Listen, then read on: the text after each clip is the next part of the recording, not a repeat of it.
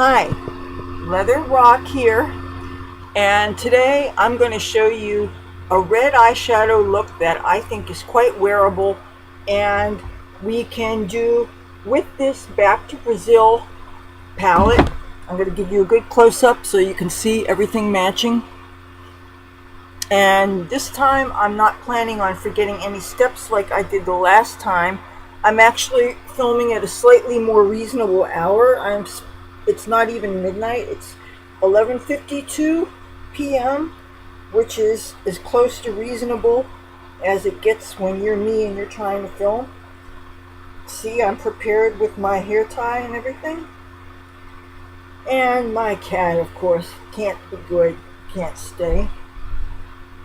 So, now, and hopefully we won't have any people screaming in the background. I cannot control the idiots outside. Okay, first thing first, got my trusty coconut oil here, and I know I have tissue somewhere. Oh, okay, here it is. If you hear a fan in the background, I do apologize, but it is so ungodly hot. It's so hot that I already took a shower before the shower that I'm going to take after this, because I just could not bear putting clothes on a body that didn't feel totally clean. Okay, I had to close that door again because the cat opened it up. Alrighty, gonna pour this, and not pour it on my computer because I would definitely cry. Okay.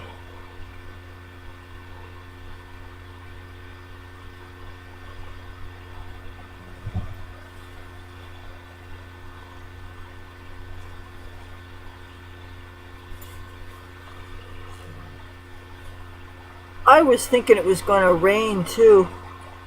I haven't watered my garden in 2 days because I assumed that we were going to have rain. And it may rain later on tonight, I don't know.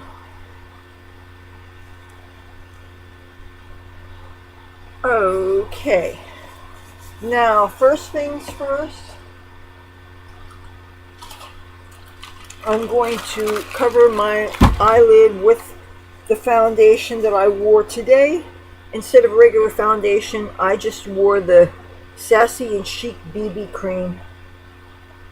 That really is not quite my color, but I use something a little lighter to adjust for it. And I'm going to put this just on the eyelid,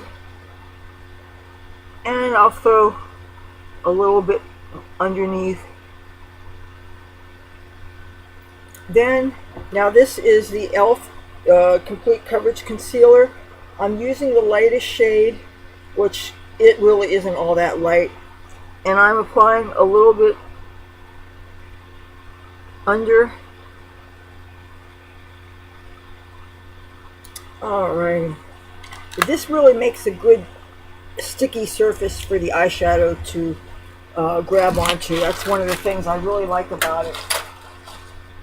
And these palettes come with 4 colors, which are good for people whose skin color changes with the seasons. That doesn't apply in my case, but it's good to have options. Alright, now digging into the Back to Brazil palette, the first thing I'm going to do is I'm going to start off with this pale pink color right here that doesn't show off too good on my skin because I'm so light. What I'm going to do is I'm going to do pretty good coverage of not quite the brow bone, but higher than the crease. And I'm going to do that until it actually shows up.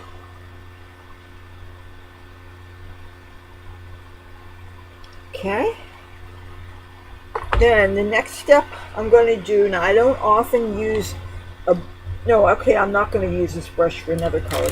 Occasionally I've been known to use a brush for two different colors, but I really try not to do that. Okay, now I'm using a brush and I'm applying it to, this has two different whites, and this white here is more of a matte.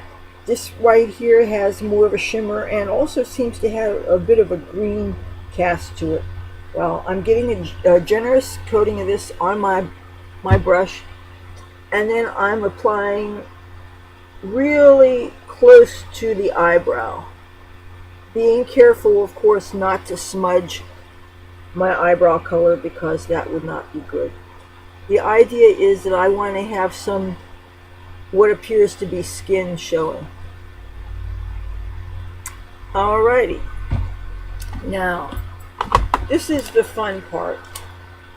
What I really like the best about this palette is the bright colors, of course. And that is what makes this palette really shine. Now, there are two reds that I'm using to achieve the red look that I wanted for this. The first color I'm going to apply is the second to the, well, it's technically the bottom row, because I don't know if you consider this a row also, but this reddish looking frosty color on the bottom here. And I am applying this to the brow bone area, doing a generous coverage, and I'm pretty much covering all of that pink that I applied before, which makes me wonder that it was even necessary. But I did a takeoff on the so-called transition shade that a lot of makeup people tend to use, and these transition shades usually are more slightly skin tone looking, and I don't really think I need to add a neutral color to this look because it doesn't really have any neutral colors. So, but I guess that was an homage to the idea of a transition shade. Alrighty, now the real red from this palette, and I'm using the brush, the most recent eye brush that I got, which is supposed to be a crease brush, and this is by Wet n Wild. It seems kind of big for a crease brush, but you don't need to use things for what they were sold by, because a lot of things I think are just given names that are kind of random, if you ask me. Okay, I'm going to do some overlap to this, but mostly I'm going to cover the eyelid. And when I did this the first time, I started this color mostly on the outer half, because I think maybe I was thinking that I would do some more colors in it. But one thing I noticed when I'm not doing something specifically for YouTube, my eye makeup can be a lot more elaborate and complicated, maybe because I don't have the pressure of trying to remember exactly the order that I did things for replicating things. If I'm doing my eye makeup like I normally would, you do one color here, then the second color here, then here, and you build it like this. That's a whole different process than doing it and then taking one eye off and then replicating it, because when you do it the way I do, where you take it off one eye and then you replicate it, it involves a lot of memory. And I think how I messed up on my last video is I didn't write every single step down in the notebook full of show notes. And when you don't write things down and you don't reference things, then you can screw up. And you know, I was hungry and I was tired. I mean, the sun had already come up when I was doing that video. So, and when I realized that I forgot to mention the eyeliner that I use, and I forgot to mention the mascara, and I forgot to mention the color that I did in the inside, which is why it's really a good idea when you watch my videos to also look at the show notes, because there may be information that I forgot to mention that I will clarify in the show notes. Of course, sometimes I don't bother mentioning all the other colors that I used, because I figure if I did it on camera and I talked about it on camera, I shouldn't have to go over and say what all those colors were. It just seems like an extra step and extra work.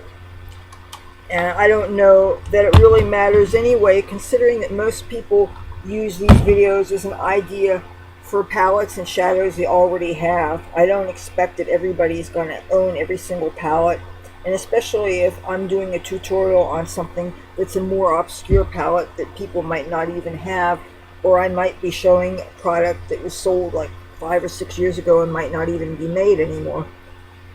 Okay, what I just did, first of all, yes, I'm not using a brush. I'm using a makeup applicator.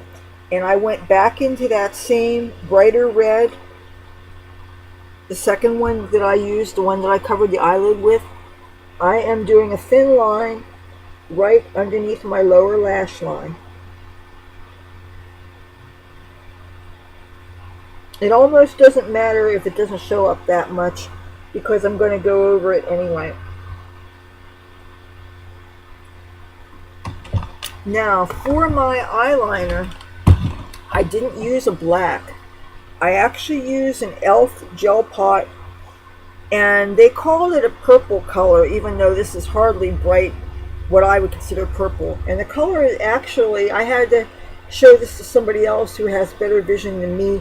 I couldn't tell whether the lids, this color said Poppin Party. I thought it showed some kind of purple, but I think it's Poppin Party. Whatever. I am applying this with the same brush that I used with my black gel pot that I like so much. But I'm getting good coverage on this. And then I'm just applying it like I do any other gel eyeliner. And I think it's kind of obvious that this color is not black, because black would have been more intense. But I thought that it kind of went well with the red. It gave it kind of almost a rust look.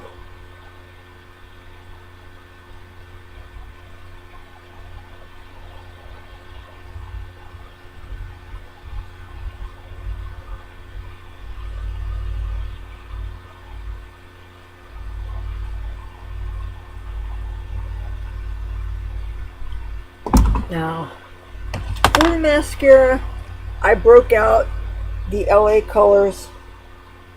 It doesn't have extremely dramatic coverage, but it does reinforce your lashes' natural curl. That's one thing I like about it. Also, it's not waterproof mascara, so if you don't need something with that kind of staying power, and I really don't think I'm going out tonight after doing this. I almost thought about it, but I took a look in the paper and I didn't see anything that I wanted to do that was easy to get to and also was free. And I'm still on a need to keep a strict budget, so that's just the way it is. And I'm the kind of person that if I'm not in a spending mode, I just don't spend. I don't think it's fiscally responsible for me to spend right now, so I don't do it.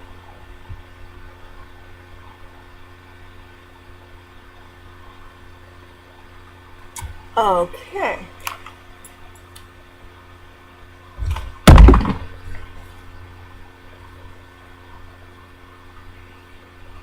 I'm gonna take this down, even though it is so hot in here that just the idea of hair touching my back and my shoulders is not what you call the most comfortable thing in the world. Alrighty, now as for the rest of the colors that are on my face, I will show you. I just had the contour color. You know what, that might be the one. Oh crap. That may be the one thing I might not be able to show you is a contour color. But the contour color I'm wearing is the same Jammin Improvisation that I typically have been using, because I think it really works well with the fact that I have purple hair and the fact that I'm very pale and I have cool tone to my skin. I used a blush today also from the B&H Cosmetics Special Occasion eyeshadow and blush palette. I used the red color, and for my highlighter I used the B&H Cosmetics Blacklight Highlight Palette that I really am quite happy with, and I actually used the blue shade that is called Kween, Kween. Did a swirl, and I did a line here and here. Did some over the Cupid's bow. Did a line over the nose, a little bit here and a little bit here and a little bit here. Now I will show you my lipstick. I really love a good red lip, and this is from B&H Cosmetics from their Creme Luxe lipstick line, and the color is called Berry Bite. And this set me back all of $1.99. So that's a great thing about B&H Cosmetics. They have regular sales, and it doesn't take too long for the product you're looking for to go on some kind of a sale. Alrighty, I think I did the whole thing and I didn't forget anything this time. If you like this video, please give it a thumbs up. If you like me and my content, I'd love to have you subscribe. Hit that bell notification and you won't miss a thing. I publish 3 times a week for your viewing pleasure. I'd love to have you join my family. Till next time, talk to you soon. Bye.